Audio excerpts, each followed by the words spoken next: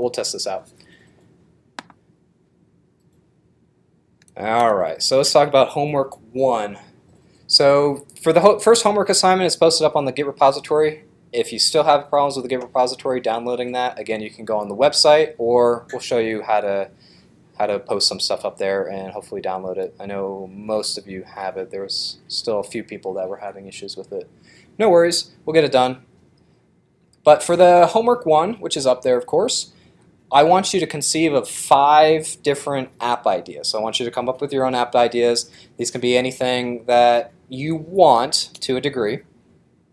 And I want you to think about these. I know I'm kind of talking about this now, but I did announce it last week, so hopefully you at least thought about this before. Maybe you came into the class having an app idea. Maybe that's why you're here.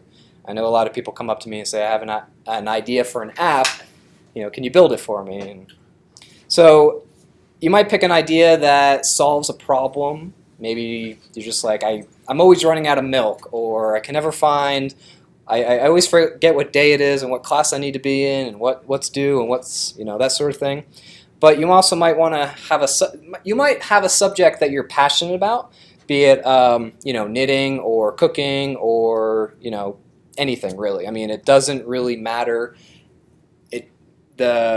It doesn't have to be mainstream, as I was kind of throwing out there. You might be really passionate into, I'm going to try to think of a niche without, Yeah, Dungeons & Dragons. There's a lot of people that do dice rolling apps, and if you know anything about Dungeons & Dragons, there's like, correct me if I'm wrong, like 64-sided die that you have to roll in this thing. I don't know, I'm just joking, but you roll this thing out, and you have to have 20 different sets of die to roll these numbers. Well, I had at least one, I don't know if I had more than one, do a die rolling app. So you'd select which die you're able to roll. So I want to have 2 6-sided die, I want to have 20-sided die, whatever the numbers are, and then you hit a button and it rolls. But it also did more than that. So I want your final not to be too simple, but I don't want it to be too complex either. And so it doesn't have to appeal to the vast majority of people, though that is kind of I think I talked about this last time. That's one part of the grading, but it's how useful it is to a set of people, not how useful it is to everybody. So, for instance, a to-do app might appeal to everybody. Everybody has a to-do list probably, but it is very unoriginal. So the grading criteria is in there. It's at least in, well, I think it's in project, I forget what it is. I think I mentioned it in the last class, sorry. So again, come up with something that you want to do, not what you think I want or what somebody else has told you to do. In the past, I've had a lot of students working for other companies, either in an internship or part-time, and they wanted to develop an app for that particular company, and that's fine. They're able to do that. And what ends up happening with that was kind of nice is then they can turn around and either sell the application to that company or work it into their work schedule where they can work on it, that sort of thing. That's entirely up to you, how you want to roll that. But what's important is I want you to have a finished app for yourself that you can either sell online or just be proud of and say, look, this is what I made. Put it up on the App Store if you want to, and be proud of it. So again, this is what you're either passionate about or a problem that you have that you want to solve, and that sort of thing. But I want you to come up with 5 ideas. And the reason why I have 5 ideas and not just 1 or 2 is because I want you to really stretch. I want you to say, okay, well, I have an app idea, and I'm going to come up with it. I'm going to write it down and everything. But I have to come up with more app ideas. Well, that's hard, right? You might have 1 or 2, but to come up with 5 is a little bit more difficult. And so I want you to go through that exercise. And for the homework, I'm really not looking for too much. I'm looking for a brief description of your idea. It doesn't have to be this short. It can be longer if you want. But do tell me your idea. For some reason, people just don't say what their app idea is, and I kind of have to figure it out from the bottom sections here. So give me a synopsis, just a summary of it. In this case, create an app so users can find a place to eat on campus based on location, interests, tastes, and who you're with. So maybe a friend of yours has the same app, and you both can log into it. You can bump screens or however that works, and say, okay, I'm with this person. The app knows that. It combines your tastes together. You know, you might like Chinese, Thai, and Italian, while your friend only likes Italian, Indian, and Mexican. And so you have a common taste and says, hey, what about Italian? Would you guys like to go Italian? There's this place over here and here. Shows you the distances, that sort of thing. So you can lay that all out if you want. Depends on how developed your app idea is. I pretty much just came up with that on the spot, but you get the idea and you can write that down. But don't make it too short. Don't just say make a food finding app for campus. Or actually, just don't say I want a food find app. Make it a little bit more specific. Like my target is the campus. I'm only doing restaurants on campus because what a lot of people end up doing is they say, I want to do an app for all, let's say, bars or all restaurants or all, you know, it's like, okay, well, where's that data going to come from? So think about where your data that you're going to have to input either into the app itself or onto a server with a database and all that fun stuff, where that's coming from. If you don't have it, well, you can put small subsets of data, so you can maybe just do restaurants within Boise. That's what people have done in the past. But again, try to narrow your focus, try to narrow your demographic of who you're trying to target with this application. And I kind of jumped ahead, but let's talk about competition. I want you to go on the App Store itself. This can be either the Google Play Store, the Amazon Android Store, or the iOS Store. You can go on the iOS Store if you're kind of having a hard time finding competition or you want to be a little bit more thorough. And in my case, I just made these up, but there's an app called BSU Food Finder, Bronco Eats, and Boise Foodie. Actually, I'm not sure. That last one might be true, but I'm not sure. So I want you to go online and find these other apps that basically do the same thing you do. And that's for a couple of reasons. One is to see maybe there's like this really professional app. It's like has all 5-star ratings on it. People love it. It's the food app in Boise, that kind of thing. The design is excellent. The data is excellent. The interaction is excellent. And you're like, well, I really wanted to do this, but I saw that there's really high competition, and I don't think there's anything that I could add to that app that would make it any better than theirs. So that's point number one. Two is to see what other people are charging. So maybe that app is $9.99, and you're like, well, people don't want to spend $10. It's a really good app, and I appreciate that they're trying to make money, but I can make an app for 99 cents. You know, spend the semester making it and put it out there, and essentially undercutting them. But that's another reason. So I want you to analyze the competition and see what they're doing, and maybe they give you ideas too. Maybe you say, well, this one is, you know, it'll find the nearest location, the nearest restaurant to you, and that's a good idea. So let me try to integrate that into my app. I'm not against you duplicating an app. I just, you know, want to make sure that you're not doing all this work for nothing because there's something else out there. For instance, there's a million to-do apps out there, right? And I highly suggest you do not do a to-do list. But if you have to, come up with something unique that adds to the genre, okay? Audience. So I kind of talked about this a little bit already.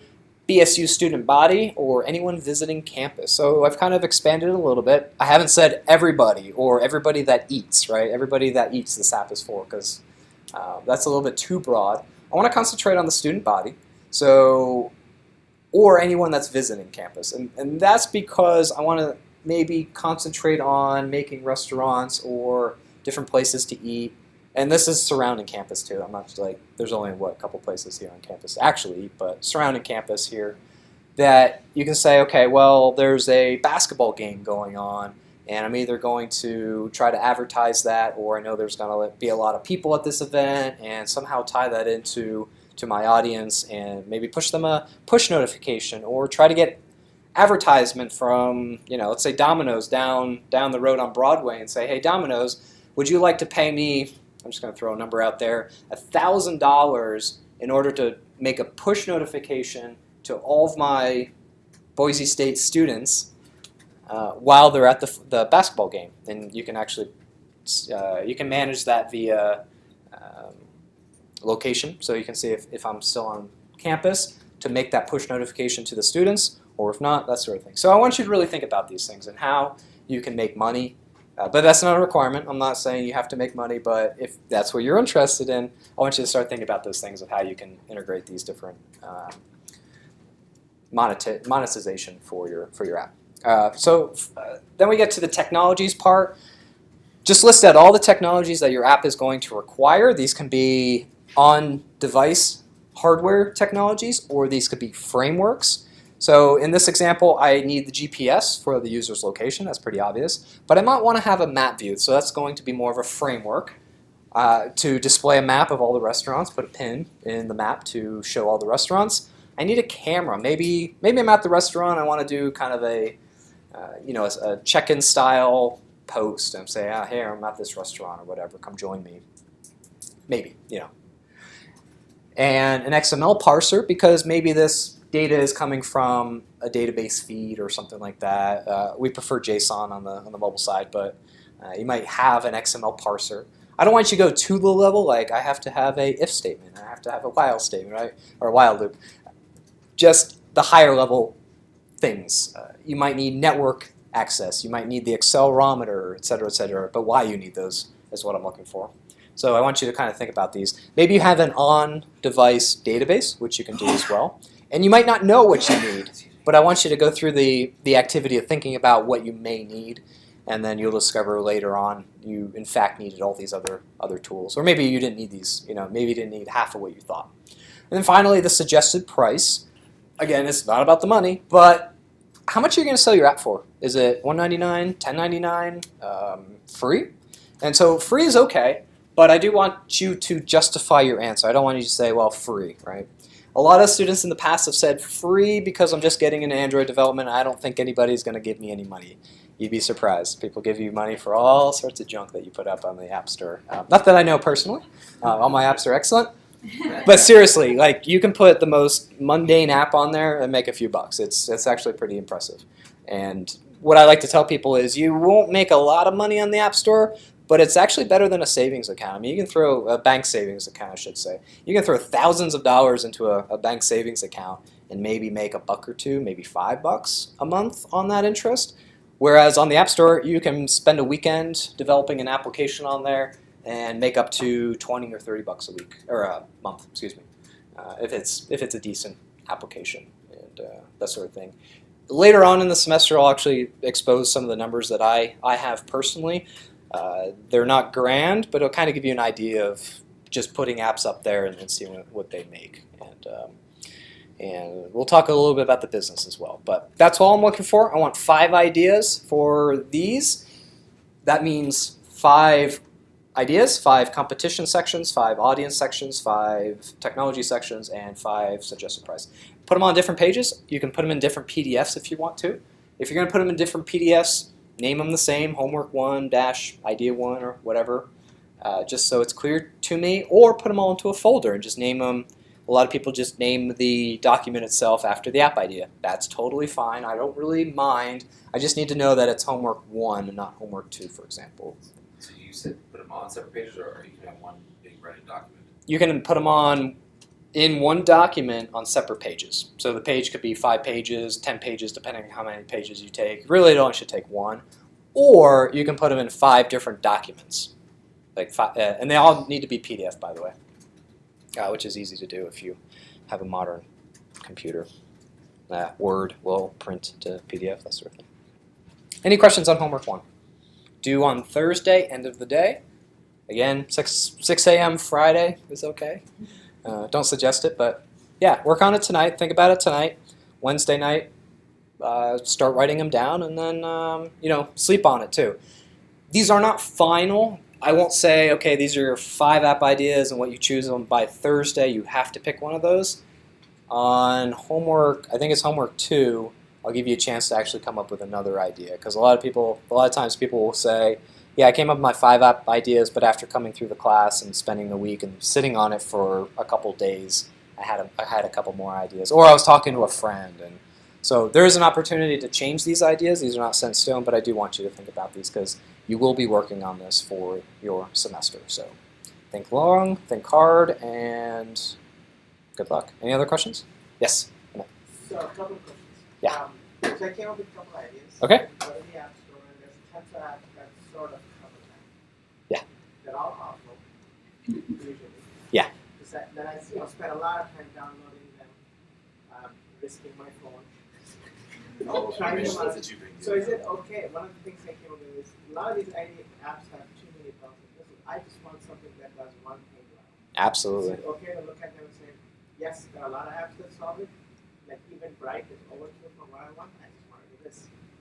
And would that be okay? Like Yeah, so the question was, what if there's apps that are really, really, really grand and too many bells and whistles, and then what if all of them really, really stink?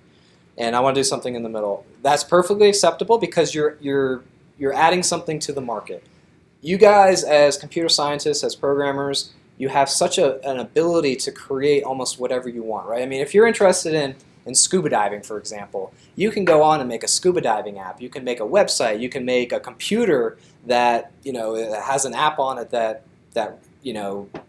calculates your depth and your nitrogen. What's the word I'm looking for? All that stuff. What's that? Nitrogen saturation. Yes, saturation. Thank you. It's been a while since I've last scuba dived. But anyway, so you can create these things, but somebody who's just passionate about scuba diving, they might say, well, I have an app idea. I'm going to try to do it myself. They're gonna go on my website and be like, okay, I'm going to learn Android app development, and they're going to get through the third tutorial. They're going to start throwing apps together or throwing things together in their app. They're going to publish it to the store, and it's going to be terrible. It's going to be designed terribly. It's going to work terribly. And so that's what you usually find on the App Store. You find either professional companies doing it or amateurs. There's very few computer scientists in the world compared to the rest of the population. But there's very few people that can do these types of things kind of in the middle. So maybe you don't have the time and energy to do it professionally, but you guys can beat out probably at least 80% of the competition that's on the App Store right now, just because it's amateur people there. The barrier to entry is really, really low, which is really great, and you'll find a lot of amateur apps that are excellent. They're awesome. A lot of these people, they put out these applications. It becomes wildly successful, and they quit their day jobs, and then they learn how to program, and they make the app better, and it's awesome, and I love those stories. But for you guys, yeah, don't be deterred by apps that are already out there. See if you can improve upon them, because you guys have the skill. Just because people are doing it terribly doesn't mean that it's hard. It's their skill level and that sort of thing. Did that answer your question? Yeah, no, second question. Yes, go for it. There's an Appathon in March. Yes. They have one every March, March 5th to 6th. And I think they're going to do it differently this year, where students can submit their idea 2 weeks before. Oh, okay. And they'll just tell them if they like the idea or not. Okay. You're not supposed to do any coding until the Appathon weekend. But would you be okay with somebody or is that too late in the semester? Like somebody can propose an idea there and then come back and finish that as a project for this class. Yeah, that's a great idea. So I think. But it's March 5th too late? I'd have to check the schedule and see what. So you're not going to start. You don't have to start. I mean, you can start on your final tomorrow if you know what you're going to do.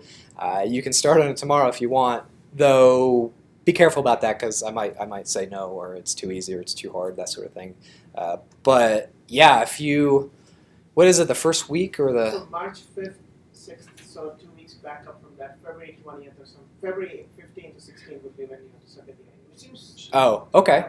Yeah, no, that's in what, 4 weeks or something? Yeah, no, that's plenty of time.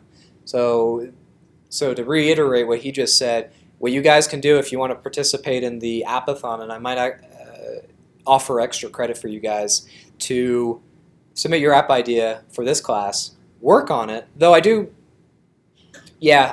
probably allow that, because you only have 2 days, 3 days, or 48 hours, whatever it is, to develop this app. So develop out your app idea, and then after that's done, you can then move on with it and finalize it, polish it up, that sort of thing. So yeah, I think I would allow that. There's also going to be a novice track that's for people that don't have that experience. Okay. Separate from general track. Very cool. So there'll be different tracks. Yeah, so I think 2 out of the last 3 years I've been a judge. So if you're in it, I'm going to judge you super harshly, because. And though I will say, I think almost all my students have won. At least, whoever did win, I did have a student in that group. Because you can have groups of, up to 5 or something like that. So I like to claim that as my claim to fame. Like, yes, that was the winning group. Not that I voted for them necessarily, but because I was only one judge of many, so it's not like I can influence it that much. But going through this class definitely helps with Android development or mobile development in general. So, any other questions? No? Yes. So 5 ideas to you. Do you tell us which one we do, or can we say I'm partial to this one? Nope, it's up to you. So I will, on homework 1, you'll submit 5 ideas, and then I'll go through them and say, either this is a terrible idea and you need to either fix it, or this is a great idea, I'd love to see you do this one, but it's up to you. If you want to do the terrible idea, that's up to you. However, implementing my feedback and to make it better. So yeah, it's really up to you. Is there a way to judge the time commitment involved? Because I'm not really familiar with this. So That's part of the you're probably process. paying a billion apps, and you're like, oh, that's Yeah. real doable. Within a semester, that's like, oh boy. Yep. So people have this grandiose idea of I'm going to do this, this, this, this, this, and this. And it's like, well, just to get the data that you need to do all those things, that'll take months. We did I like to refer to this application that we did. It had something like 720 mixed drink recipes in a database. And what we ended up doing was actually paying somebody almost minimum wage, I forget what it was, let's say it was $8 an hour, to take this recipe list that we had we had permission to use it, we had the copyrights and everything all handled, and we paid somebody to manually type that into a spreadsheet, and then we took that spreadsheet, threw it through a parser to load it into a database for us for the app, and I don't remember how many hours that was, but it was probably several hundred hours just to input that data. Now, can you have an app that just has 10 mixed recipes and then do the same thing? Yes, and then add them later, of course. So yeah, I'll let you know. Like, yeah, this sounds like a lot of work, and then you can either trim it down or have a subset of those features and/or data that goes along with it. So yeah, that's part of the process. Part of I think it's homework 3. Look at the other homeworks, but I think it's homework 3 is where you actually give me not a budget, well maybe a budget too, but an estimate on what you think it's going to take. So it's going to take me 30 hours just to implement the database, it's going to take me 16 hours to do the interface, that sort of thing. And then I'll look at that and go, no, it's going to maybe take you either half that or twice that or that sort of thing. So I'm not going to tell you, I don't want to tell you how long that it's going to take you because you might be a database expert. And for me, maybe it'd take me twice as long, and for you, it'd take half as long. So I'm just going to say this doesn't look right, or you're probably overestimating it. So does that answer your question? Okay, cool. Other questions? It's kind of going back to that. You said you this class, you do that's What do you mean? So sorry. So you said you would write off. Yeah, for participating. Right. Yeah. Well, Yeah. No. Yeah, I think just those competitions are really great because it's crunch time. I mean, it's you're sitting there either with a friend or whatever, and you're working together on this, or you're working by yourself, and you go through the whole process of conception, design, implementation, and then testing, and that's a great experience, and I highly recommend that. So just for participating, yeah, I'll give you extra credit for that. And then if you want to roll that into your final so that you're not doubling your effort, yeah, you can work on your final for that if you know what that is. It's a good question. Anybody else? Great. I love questions. All right. We're doing pretty well on time, so I don't have too much for you. A lot of today is going to be review and then a little bit extra stuff on top just to kind of cement all the different ideas that we talked about last week. Plus, if you missed class last week, this will be helpful for you and hopefully won't be too boring. But we're going to talk about Bitbucket and Android Studio and how those all work. Let's see. So this is our repository for Bitbucket. You can go on the website. I sent the link out in one of the emails. If you do not have that email for whatever reason, I don't think anybody added to the class. But if you did, then just email me and I'll send it out. No big deal. So again, you can go to the source button if you want to work on the homework and you still haven't figured out the Git repository, let's say. Go to assignments, homeworks, and then click on one of these homeworks. But I noticed that when you click on one of the homework, it brings you to this page. Just click on the raw button. So this is the raw button, and it'll download the actual PDF file. And so that's how you get to that. And you can look up all the other homeworks and kind of work ahead if you want, or just get a heads up on them because they're all assigned right now, so you can kind of better time estimate. The syllabus is also up there that kind of relates to what we'll talk about each day. We'll try to follow that pretty concisely. I update it all the time so it gets updated. And if you want notifications of the updates, there's this eye icon, like an eyeball, and you can click on it. You can drop this window down, and it'll say, I want to be notified about all pull requests. Well, we don't do pull requests in this class. All issues. I think I have the issue tracker on here, so if you have a problem with the class or me as an instructor or whatever, you can file an issue against the class. Sometimes people tell me that the due dates are wrong, or that something in the I have a typo in one of the assignments and I should fix it. File an issue against me. It's pretty self-explanatory, and it becomes a bug issue, and then when I resolve it, I can cross it off and that sort of thing. So you said which ones to click? Just the all commands? As far as are you want? Yes, the ones that you guys are interested in are the all commits. So every time I push up to the repository, and I'll keep that pretty sparse. I don't want to push like edit a document push, edit a document push. I'm gonna keep all my commits kind of local until I'll make one big push instead of a bunch of little ones, so you're not spammed by that. But again, it'll let you know that I have pushed new updates to the repository. You can go check it out. What I mostly do is post the class notes and the updated syllabus. And the syllabus just updates what we're talking about. It also moves. It has the due dates in them as well. So if those due dates get moved, I'll update the syllabus, so we keep track of that. So always try to get that syllabus and look at it if you're confused on the dates. What I tried to do in the past was have a due date in the document itself, in the homework document, and the project document, and then do it on the syllabus, but oftentimes they get out of sync. So everything is in the syllabus. That was always the ultimate master file of due dates and everything like that. Even what I say in class, sometimes I say, yeah, it's due on Thursday, and it's like not due until next Tuesday or something like that. So yeah, just refer to the syllabus. Or if it's not right in the syllabus, let me know. Okay, so if you guys haven't been able to download this onto your own computer, there's a button here that says clone into source tree. So you click on a clone into source tree, and you should have source tree, which is the application, already installed, and it'll open this up. Right now, I already have this Git repository on my machine. So it's just saying that I already have this, so I'm gonna hit cancel. But you would save it to a local folder. And let's put this way off screen.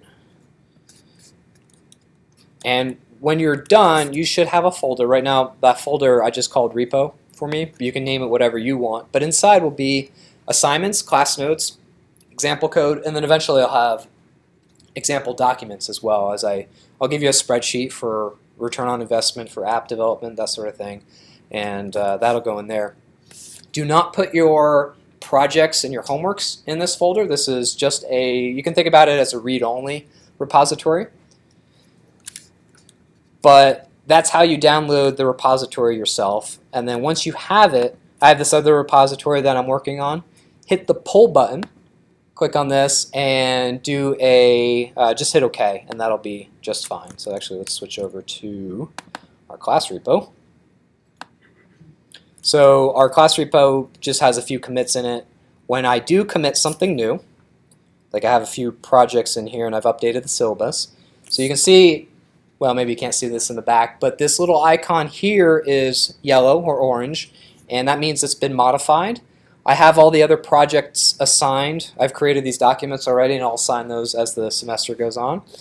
That's a question mark because I have not added it to my Git repository yet, so it's in that folder. And you'll see this when you create your own projects and homeworks. Assignments, projects. So I have all these PDFs, project 1, project 2, project 3, etc. But they're not committed to the Git repository, so you won't see them up there. That's why there's a question mark. And if I clicked on this checkbox to add it to my staging area, you'll see that it now has a plus icon next to it here, and that just means when I do a commit, it'll add this file to the repository, and then of course I have to take that local repository and push. That's really important because a lot of people, they'll commit and then they'll forget to push, and so when I go to grade your assignments, it's like, hey, where's homework 1? And you're like, well, I could have swore I did it, and then you look and it's not pushed up there. And luckily the Git repositories have timestamps on them, so I'll look at the timestamp and see that you did do a commit at a particular time, you just didn't push it up. Okay, so for this one I don't want to add that, so I'm just going to uncheck that box. I'm going to drag this one up here, which is another way to stage this. This is just, I think I just changed the due date on homework 1 from today to Thursday, because obviously I didn't give you enough time to actually get it done. So it's now in my staged files, and so when I hit the commit button, it's going to save it locally. I'm just going to say changing homework 1's due date. Okay, this checkbox down here is not checked. I commit it. And if you were to go onto the website, you would see that the file is not there because I have not pushed, and that's denoted by this push button with a 1. The badge has a 1 on it, means I have 1 commit to push up to my repository on the internet. Okay, so I'm going to go ahead and do that. And if you guys are subscribed to the repository, you'll get an email after this is pushed. So your phones might be buzzing, or your laptop might be dinging, or however you get your email. So that's how to change files. You just change it in that directory, and then SourceTree will say, oh, you have uncommitted changes. And all those changes that you made to that file will be uncommitted. You commit them, and then you push them. If you guys have any issues with that, do not hesitate to ask me. A lot of people, they'll get stuck with different branches or all these different Git commands, and they'll get stuck in a state that's easily fixed for me, but you might be confused on how did I get here kind of thing, or that sort of thing. So when you go ahead and create your own repository for your first assignment for Thursday, what you'll do is you'll go down to repositories on your own account, of course, create repository, give it a name. We talked about this last couple classes. Make sure that it is a private repository. I think this is on by default. And that's about it. You can accept the defaults. I'm going to jump over to a repository that I just created. And you'll see this screen. It'll say, okay, there's nothing in here. It's empty. Let's put some bits in your bucket is what it says. So you can follow these commands. You can say getting started using SourceTree client, download it, and then clone it. When you clone it, it'll be an empty directory, but that empty directory, you can start putting files into there, and then it'll show up in SourceTree, so you can now commit it. So let's see if we can do that. I'm going to just put it there. That's fine. You'd want to put it somewhere on your desktop or somewhere in your folder, your documents folder, anywhere that makes sense for you. I just have a development folder that I like to put everything into there, so there's tons of projects from all walks of life, but it's all programming stuff related. And then you can give it a bookmark name. This has nothing to do with your repository. It's just how it shows up in SourceTree. I'm going to call this test repo. I'm going to clone that. It's going to take a second. And then it's going to open it up and it's going to say, I don't have any files for you to commit. That's obvious. On Mac, we have this Show and Finder button. I think on Windows it's like Show and Explorer. But this is a nice shortcut, so if I click on that, it opens up the directory. Here it is. I have all these other projects in there to this repository. So I can open this up, and once I start adding files, let's just copy this image. And this could be your PDF, this could be your actual Android project, that sort of thing. You can save your Android project directly to this folder. So I just dropped it in, and then I go over back to SourceTree. And immediately, or almost immediately, SourceTree has picked that up as an uncommitted on-stage change. I can look at it. This is just a UML diagram of what Project 2 should look like. And if I click on that, it'll stage it, and I can go through those steps. So that's how you guys should submit homework 1. obviously in a PDF. What you might want to do also is, if you're doing this in a Word doc, let's say I have 2 files in here. This is an OmniGraffle file. This is the file. This is the application that I used to create this. This is I don't know if you can see that, but it's a UML class diagram of project 2, and I have the original source file. Well, I'm not interested in your .doc or your .pages file or whatever application you use to create homework 1.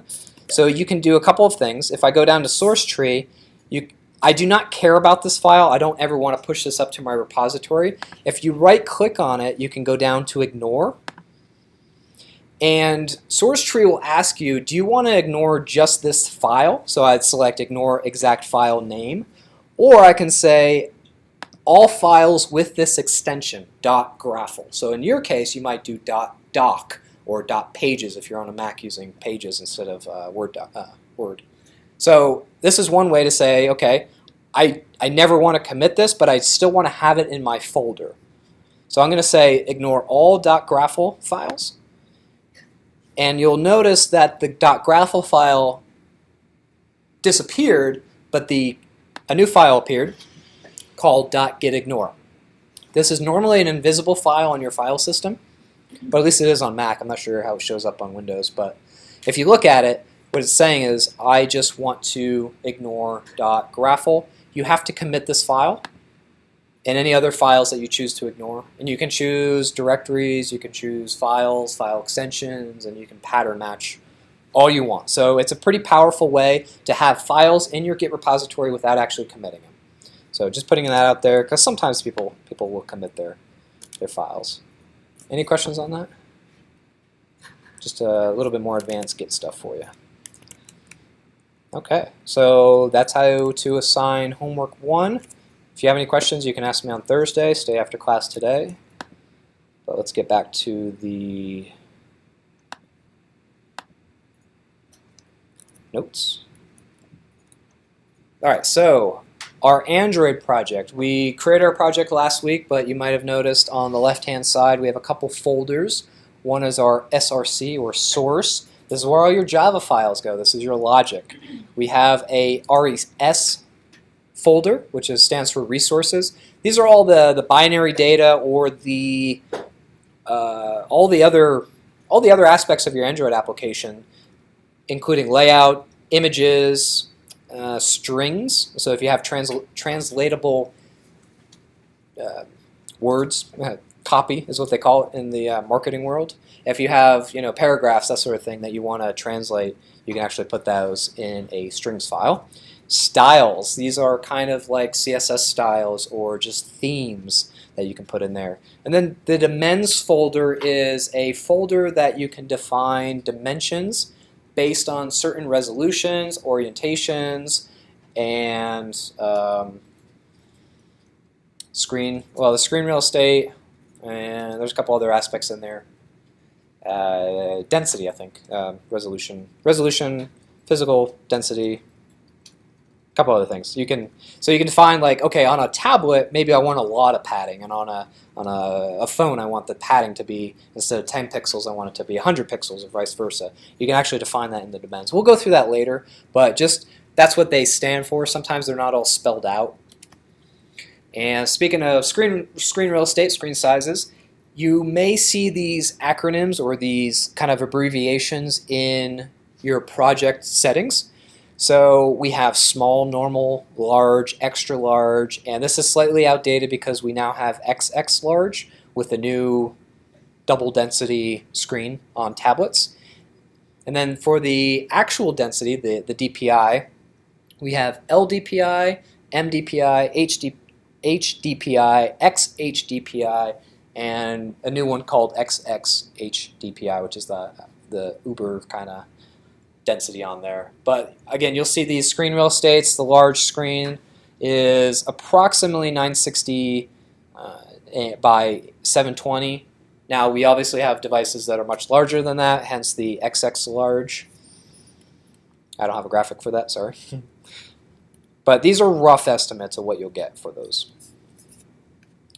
If you want to find out more information about that, you can click on this link in the notes. This is a table of what you'll see. You can see that there's a small, a normal, a large. These are keywords that you can refer to in your XML layouts, or your, if you want to create a dimensions file based on the X large file, that sort of thing.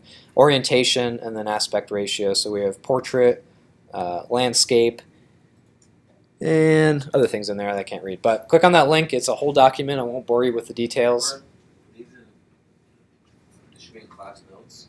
I will post the notes after class today. Yes. Oh, okay. Yeah, sorry. I always post the notes after class because sometimes I edit them because I realize that there's a mistake in there. Yeah, sorry. So Android Lifecycle. Okay, so we're talking a little bit more about how the app comes onto the screen and how it gets affected by other running applications, and then how it gets terminated. So starting in the bottom right-hand corner here, your app is non-existent when it first starts, right? And then you're born, your launch, and it goes to the onCreate. I don't know if you can read that in the back. Don't worry too much about it if you can't. But you go into the onCreate state, which is pretty much where you set up you do all your code setup. So you get references to your UI and that sort of thing. But then you're in the stopped state. And then when you are visible to the user, it goes into the onStart. And these are all methods that you can override, you can put code in, and execute during this lifecycle. So the onStart, it gets called right before the application is paused. So the application's starting up, it goes to the stop state, it goes to the pause state, and then finally it comes onto the screen, and there's a method called onResume. And if you want to execute any code then, you can put it in that method. And then finally it's running, it's doing stuff, it's accepting input, that sort of thing. And then maybe it leaves the foreground. Maybe you activate another screen, the other screen goes on top of it. Maybe you switch applications. Maybe you hit the home screen and it goes back to your home screen or whatever. And that's where on pause gets called. So you get a callback on pause. Now your app is paused. Now it's no longer visible, let's say, because your app could actually be paused but not stopped. These are different states of being. So when you go from pause to stopped, it means it's not visible. So now your application is either in the background or something else like that. And then when you quit the application or it crashes, well, when it crashes you might actually get this called, but there's an on destroy. So your activity, the thing that contains your UI elements, could actually get destroyed, and maybe you want to do some saving, maybe you want to make a network call for when it quits, and then your app is non-existent. So it's this cycle. And you pretty much go from stop to pause to running. You never go from stop to running, for example. Okay? This will make a little bit more sense as we go along.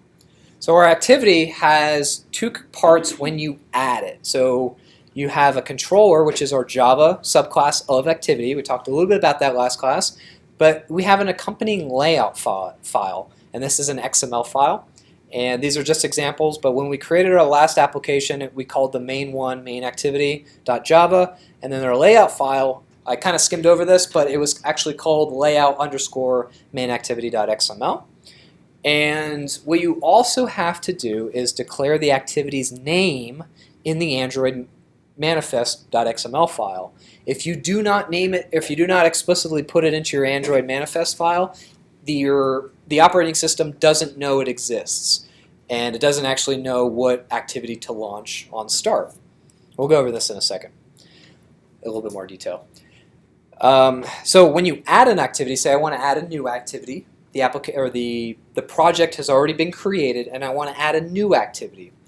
What it does is Android Studio. This is nice because Eclipse never did this for us. We always had to do these steps manually, but in Android Studio, I just say, I want to add a details activity, right? So you click on a button, it shows you some details. I want to create that.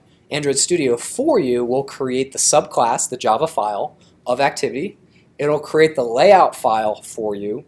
It'll also add an entry into the Android manifest file, which looks like the code below, so activity, and it's kind of formatted weird because I think the resolution on my screen got a little bit messed up. But Android name, com.example.myapplication, which is the reverse domain name, the package name for that app, dot, and then the activity name. So that's specific to that activity.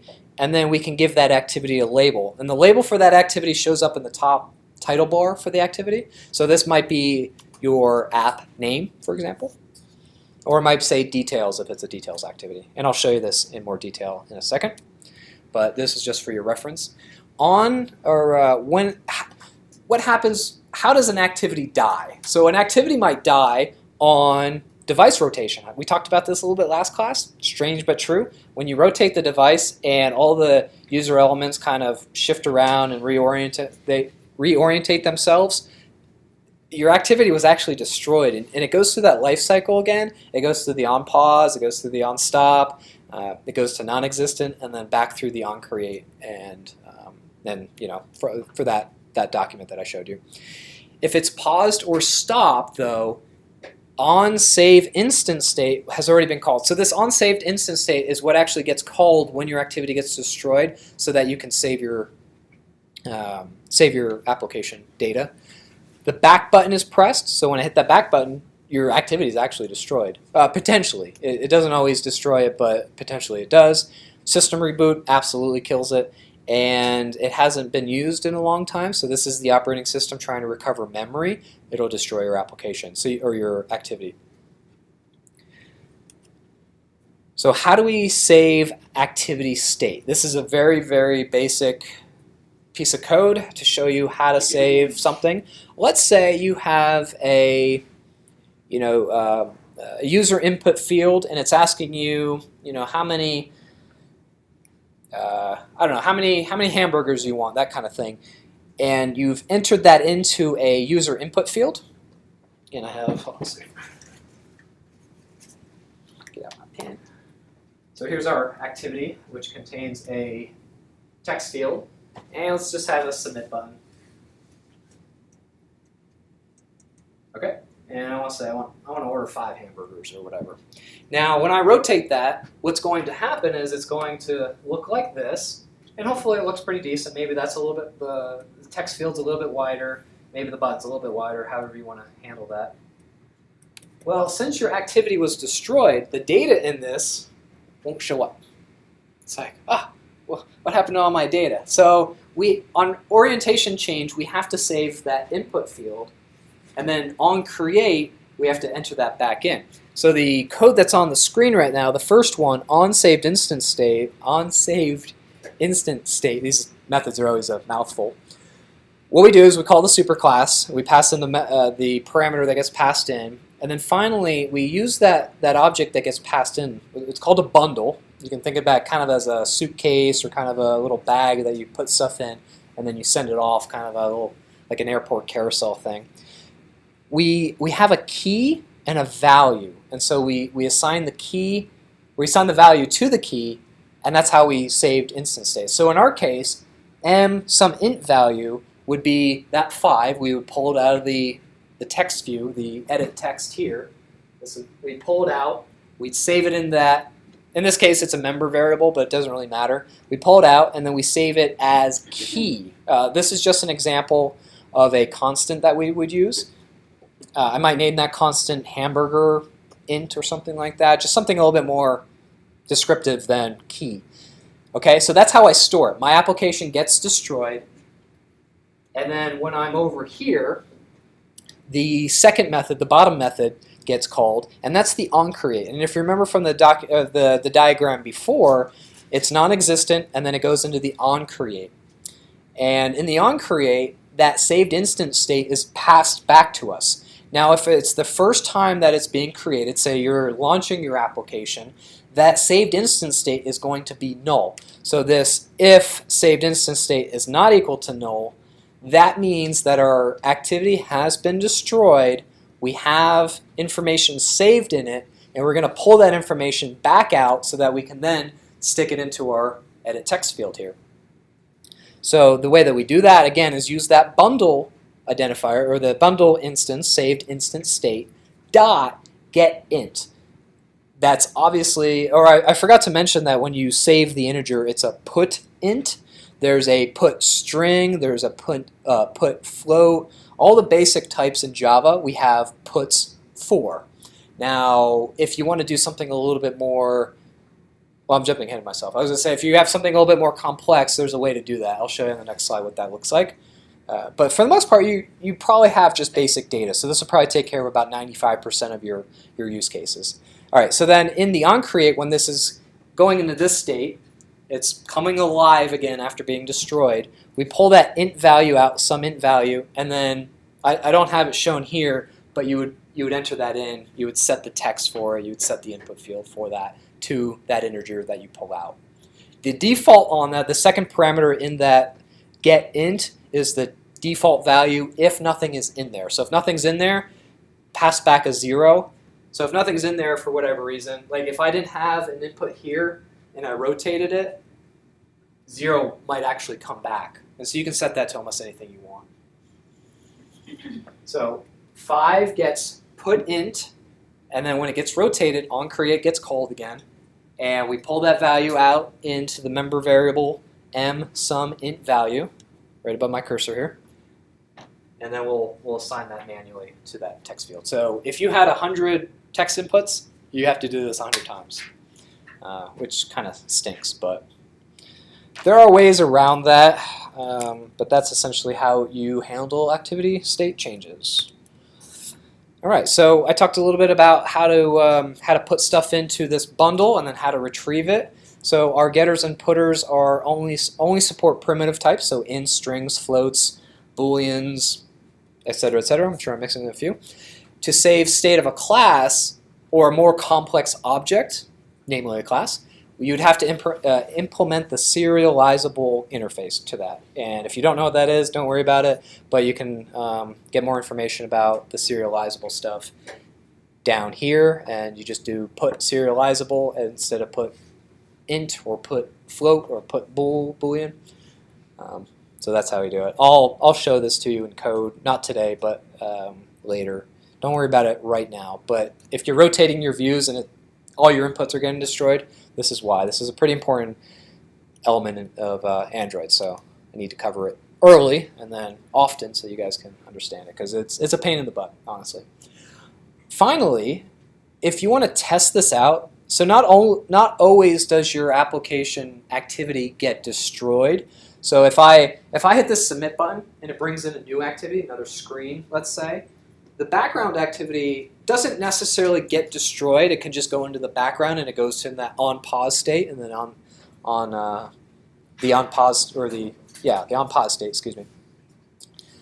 But if your operating system is running low on memory, what it might actually do is kill that because it's in the background, keep the activity on top, and then when the activity on top goes away, this goes to that onCreate cycle again. So you never know when your activity is necessarily going to get destroyed, but when you're testing to see if I'm doing this correctly, a nice way to do this is to go into the DevTools setting in your Android application or your Android device, and under the developer options, there's something called Don't Keep Activities. The Don't Keep Activities simply destroys every activity as soon as it leaves. As soon as the user leaves it. So example is, again, if a new screen comes on top of this, the background one gets automatically deleted even if it didn't have to, like even if the operating system wasn't trying to recover memory or anything like that. So this is, again, a dev tool to make sure that you're handling your destroyed activities properly. There's more information there on how to actually access that, and you can access this on the emulator as well by going into the settings and then developer options. And again, you might have to turn on the developer option by clicking on the about. You go into settings, there's an about tab, and then you click on that like 7 or 8 times. It's a weird way to get to it, but that's how you do it. All right, we got a couple more minutes left, and I will do a quick demo on the activities. So yeah, sorry, this is another day of notes and stuff, but okay, so a couple of you guys have seen this unregistered VCS. I kept this up on purpose. Actually, this one, oh no, I clicked the, okay. It said unregistered VCS root or whatever. Click this to fix it, and I was going to click on it to fix it, but let's see, actually it's in the project settings. project structure. So project structure will give you the same screen, I think. Oh, I forget where this is now.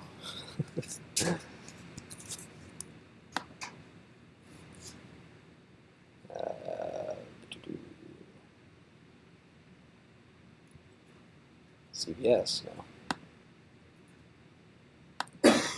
Oh, I was going to do it. I'll figure that out later. I was going to say it brings up a menu, and then you just have to click one simple button to add the root of the project to this. You don't have to worry about that if you don't want, but some people like to use their version control in Android Studio itself. I prefer source tree and the command line, whatever you guys want to do.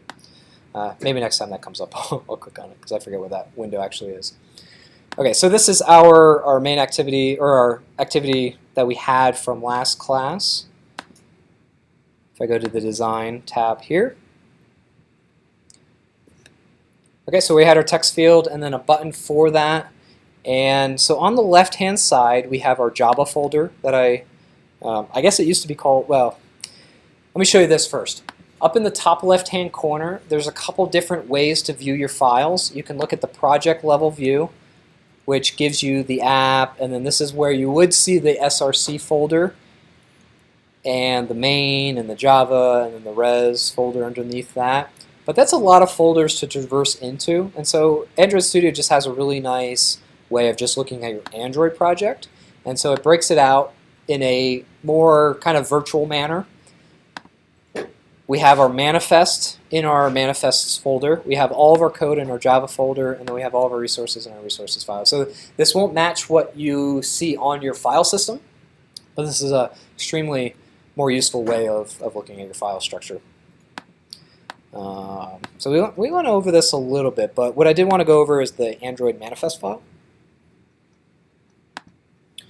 And the Android manifest file contains like an airline manifest. When you get on an airplane, it has your name, it has what nationality you are, and sorry to bring this up, but when the airplane crashes or there's an issue with it, they can see how many Americans were on board, how many foreign nationals were on board, etc. This is kind of the same thing. When your app gets launched, the operating system, the Android operating system, will look through your manifest file to see what's contained in that file. Not necessarily passengers, unless you can think of activities as passengers. But in our application, we have one activity, and that's our main activity, denoted here. Now, if you remember from the notes, the name was actually calm dot. I named this, quiz, that sort of thing. The dot says, well, we already know what the package name is, which is this guy up here, actually. So this guy, I can copy this and paste it in before this. And that's exactly the same thing as just adding the dot. So the stuff that's highlighted right now is I can omit all of that. And it's the same exact thing. So the notes might be a little bit different. You can do it either way. This is a new shorthand that they've introduced recently. And then finally, we have the label. And the label is kind of interesting because it's @string/app name. Well, where do we get that value from? This is just a variable. It's a string variable, to be specific. We get that in our strings file, which is under our values folder in this particular hierarchy. And there's a strings.xml file. So you search your project and you'll find this, but it is in the res folder under values. And we can see that we have two values in here. These are XML values, but the key is app name, which we've just called quiz, this line here. And then we have an action settings, and this is settings. This is the menu up in the top right-hand corner. If you click on that, it says settings, and it does something else. But when you translate your application to, let's say, German, you would have a strings DE for German, or Deutsch, or an ES for Spanish, or a JP for Japanese file with exactly the same keys, but different values in it. And that's how the operating system will actually detect what language you're in and pull in the strings file if it exists. So this is a really nice way, an easy way of translating your files. So that's where the string app name comes from. So if we wanted to change that value, where's my manifest? Here we go. If we want to change that value, we don't change it here, we actually go into our strings file and change it there. And so that's where that comes from. And oftentimes Android Studio will replace this value with the actual value. It'll replace the variable string / app name with quiz. And so you might think, well, I just added the @string. Where did that go? Why is it saying quiz? If you click on it, then Android Studio will actually change it. So it's a nice way of showing what's actually there, but sometimes it's confusing. So if you do see that, that's why. Finally, in our activity here, we have an intent filter. This is the value or the attribute that actually tells the operating system to launch this activity first. This is our launch activity. And we denote that by this whole big string, Android intent category launcher. This is, again, the activity that is going to be presented when we launch our activity. Now let's do something simple and add a different activity. Let's call it details activity is usually what I can call it. New, and you can, well, I'll right click on this. This is usually how I do it. Right click on the package name, go to new, and I want a I want an activity here. There's a bunch of different ones that you can add. If you want to start from scratch or you have a different Java class file, like if you want to have a factory or singleton, that sort of thing, you can create a Java class. But I know what I want to use. I want to use an activity, and I want to do a blank activity. I'm going to call this details activity. And you can see Android Studio is going to create the activity here. That's going to create a .java file. It's going to create a layout file called activity_details. And then finally, it's going to add this string to my strings file, hopefully called details activity. I'm going to give a space here. And it is not a launcher activity, but if you do want to replace the activity, you can click that and it'll make this new activity a launcher. And I could use a fragment. We'll talk about that in a future class. And I want to add it to this Java package. So that's all you have to do is just mainly these three fields. Hit finish. And you probably did not see that, but it added a new entry in my Android manifest file with that. We used to have to do this manually, so this is really, really nice. And then it also added a layout file, which is blank currently, but we also had to do this manually and then hook it all up and everything like that. So with one screen, we can add a new activity. And so next class, we'll talk about how to display this second activity. We use something called an intent. We create an intent, we package this activity into that intent, and we send the intent out, and the operating system will inflate this activity, for lack of a better term, and then put it onto the screen so that we can interact with it. When we hit the back button, this activity will be destroyed, and then you'll be presented back to the main activity. And so that's how that works. Again, we'll get into that more in detail, but we are about out of time. So is there any questions on this for the last few minutes of class? Yes? I wasn't able to get into the code from last time to create our example. Are you going to be building on this example continuously throughout the course? Or is it No, so I will update this one project for next class to incorporate intents, and then I'll leave it alone, start a project from afresh. On average, I think I create 10 or 12 different projects throughout the year, throughout the semester. Yeah, so you'll see me do the whole project, start over again, and this and that. So, yeah, you'll see me do this stuff a dozen times at least in the semester. So you might get bored of it. But any other questions? Okay, thanks for coming out, guys.